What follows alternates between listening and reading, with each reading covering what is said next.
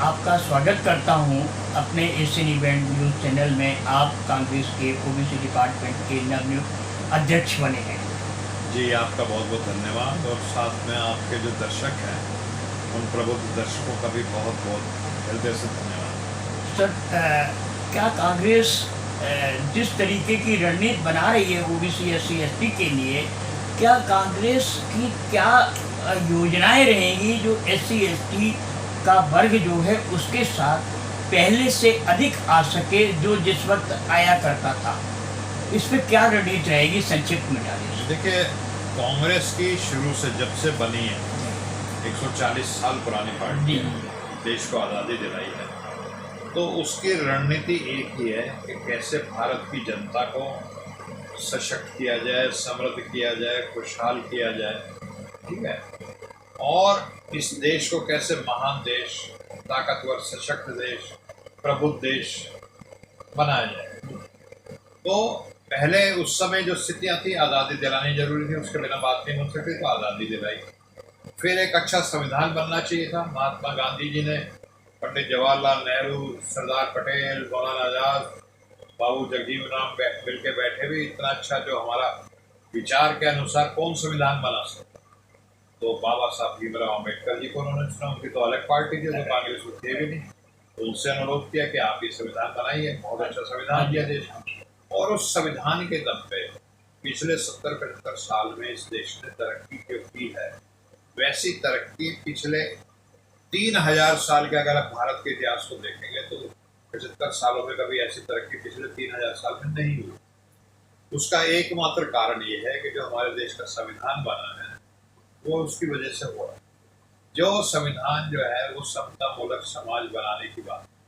लेकिन सर, एक cross question है, संविधान की आप बात कर रहे हैं, लेकिन जो वर्तमान सत्तारूढ़ दल है वो संविधान की धज्जियां उड़ा रहा है। वो कहता है हम संविधान को नहीं मानते हैं। आपके नेता राहुल गांधी जी कहते हैं हम संविधान से ही काम करते हैं और संविधान ही हम लोगों का हित रक्षक है। इस पर सर आपका क्या कहना? देखिए, जो इस समय सत्तारूढ़ दल है, जब संविधान बना था तो ये सत्तारूढ़ दल जो है वो आरएसएस को मानता है। जब संविधान बाबा साहब ने 26 नवंबर 1949 को बना करके सौंप दिया, लागू 2 महीने बाद हुआ 26 जनवरी 1950, हाँ, लेकिन देश को सौंप दिया। तो 3 दिन के बाद जो आरएसएस का एक मुख्य पत्र जिसको बोलते हैं माउथ पीस, जिसका नाम है ऑर्गेनाइजर, उसमें एक एडिटोरियल छपा कि संविधान जो है ये अच्छा संविधान नहीं है, खराब संविधान। क्यों खराब संविधान है? क्योंकि इसमें मनुस्मृति नहीं।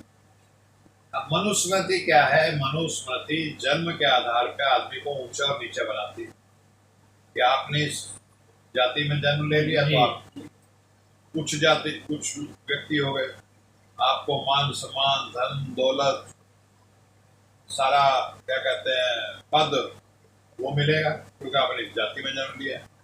और आपने अगर किसी और जाति में जन्म ले लिया तो आपको गालियां मिलेंगी बचपन से लेकर मृत्यु तक, बुढ़ापे तक। आपको ठोकरें मारी जाएंगी, अगर आपने मूंछ रख दी तो आपका कत्ल हो जाएगा, घोड़ी पे चढ़ गए तो आपको मारपीट हो जाएगी आपके साथ।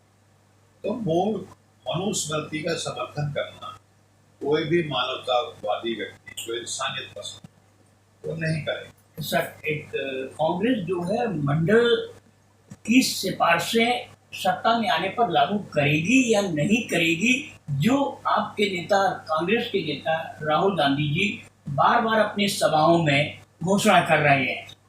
देखिए, मैंने आपको बताऊं, मंडल की 2 सिफारिशें अब तक लागू हुई हैं। एक नौकरियों की सिफारिश थी जो 1990 में लागू हुई थी। एक उससे भी बड़ी, मैं 100 गुना बड़ी चीज मानता हूँ, जो यूपीए 1, मनमोहन सिंह जी प्रधानमंत्री और अर्जुन सिंह जी शिक्षा मंत्री, मानव संसाधन मंत्री, उस समय जो शिक्षा में आरक्षण मिला ओबीसी को, वो भी सिफारिश थी वैसे मंडल कमीशन की, लेकिन उसको लागू करने का जो है ओबीसी समाज पे, मैं खुद ओबीसी समाज से आता हूँ, ज्यादा पॉजिटिव इफेक्ट पड़ा। क्यों? नौकरियां कितनी हैं इस देश में?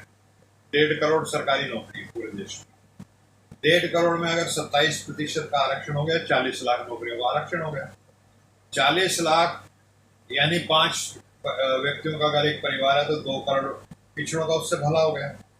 ठीक है, आबादी कितनी है पिछड़ों की? 60%, यानी 140 में से 84 करोड़। बाकी 82 करोड़ जो लोग हैं वो कहाँ जाएंगे? ये जो शिक्षा में आरक्षण हुआ है, हर साल 3 करोड़ बच्चे जो हैं 12वीं क्लास पास करते हैं, उनमें करीब 75-80 लाख जो है आरक्षण का लाभ लेके अच्छे कॉलेज में आते हैं।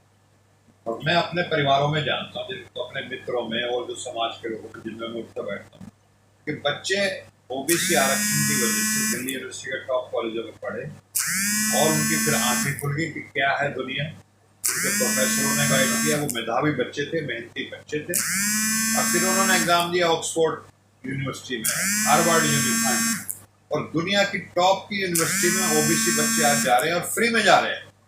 क्योंकि वहाँ की यूनिवर्सिटियों की एक पॉलिसी है कि जो बच्चा बहुत मेधावी है, मेहनती है, वो देखते हैं कि इतना मेधावी बच्चा है, भाई तुम्हारे हम फीस नहीं लेंगे, तुम आओ हमारे विश्वविद्यालय में, बल्कि आपको इतना पैसा देंगे कि वहाँ रहने खाने की भी आपको दिक्कत नहीं होगी, स्कॉलरशिप। तो वो स्कॉलरशिप ले रहे हैं। वहाँ तो अच्छा आरक्षण भी नहीं है ओबीसी का, वहाँ तो मेरिट, पूरी दुनिया के साथ कंपटीशन करके मेरिट किया जा रहा है। पूरी दुनिया, हार्वर्ड यूनिवर्सिटी में तो जापान का भी स्टूडेंट ट्राई मार रहा है, जर्मनी का भी मार रहा है, ठीक है, और इंडिया का हमारा ओबीसी भाई मान रहा है बच्चा, तो उसमें वो आ रहे हैं और फ्री शिप ले रहे हैं, स्कॉलरशिप ले रहे हैं। बहुत बड़ी, ये सारा का सारा ये कांग्रेस ने जो शिक्षा में आरक्षण किया उसका देन है जी। लेकिन ये बीजेपी वाले प्रोपेगेंडा में माहिर है, और कांग्रेस की पॉलिसी है नेकी कर कुएं में डाल, उसका ढिंढोरा रिपीट। नहीं सर, एक सवाल इसी से जुड़ा हुआ है कि कांग्रेस जातिगत जनगणना की बात कर रही है बहुत जोर शोर से, लेकिन 2 राज्यों में, उनकी 3 राज्यों में सरकारें हैं, तो 3 राज्यों की सरकारें, ये भी रिपोर्ट आ रही है आपके तेलंगाना ने और वो कर्नाटक ने कर दिया, लेकिन वो उन्होंने क्यों नहीं रिपोर्ट को उजागर किया अभी तक, जिससे ये जाहिर हो जाए कि कितने % आबादी आपकी, आप जो वादा कर रहे हैं उसके अनुसार आप हिस्सेदारी मांग सकें। देखिए ऐसा है, ये करीब अक्टूबर के पहले दूसरे हफ्ते में जातीय जनगणना तेलंगाना की शुरू हुई थी, ठीक है, और जातीय जनगणना में एक व्यक्ति से 54 क्वेश्चंस वो पूछे जाते हैं, 54 क्वेश्चन। तो ये एक बड़ी जबरदस्त, बहुत गहरी एक्सरसाइज हुई है। उसका जो डाटा आता है, अब 3.5 करोड़ के 54 प्रश्नों का डाटा इकट्ठा करके उसको एनालाइज करना, उसका विश्लेषण करना और उसका सार निकालना और फिर उसके ऊपर नीति बनाना, ठीक है। मैं एक मेडिकल डॉक्टर हूँ, मेरे पास 4 मरीज आ गए, चारों कह रहे जी कमजोरी है। अगर मैं बेवकूफ हूं तो मैं चारों को च्यवनप्राश दे दूंगा, भाई खाओ चारों च्यवनप्राश, वो ठीक नहीं होंगे उससे। मेरे को चारों को इन्वेस्टिगेट करना पड़ेगा, खून टेस्ट कराऊंगा उनका या और एक्सरे MRI कराऊंगा, पता लगेगा भाई ये ए व्यक्ति जो है इसमें खून की कमी है, एनीमिया, इस वजह से कमजोर है ये, और आयरन डेफिशिएंसी एनीमिया, मैं उसको आयरन सप्लीमेंट दूंगा। दूसरे का पता लगेगा जांच से